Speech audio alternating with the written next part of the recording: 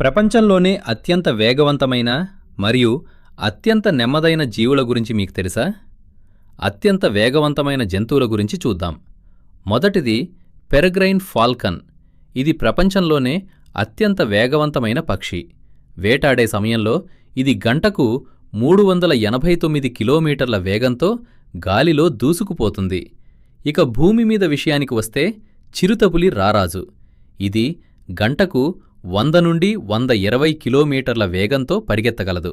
అలాగే నీటిలో black marlin అనే చేప గంటకు సుమారు 129 కిలోమీటర్ల వేగంతో ఈదుతూ రికార్డు సృష్టించింది. అత్యంత నెమ్మదైన జీవుల విషయానికి వస్తే త్రీ-టోడ్ స్లాట్ అనే జంతువు ప్రపంచంలోనే అత్యంత నెమ్మదైన క్షీరదం. ఇది నిమిషానికి కేవలం 2.5 మీటర్ల దూరం మాత్రమే కదులుతుంది. మనకు తెలిసిన నత్త కూడా అత్యంత నెమ్మదిగా కదిలే జీవుల్లో ఒకటి. దీని వేగం గంటకు కేవలం 47 మీటర్లు మాత్రమే.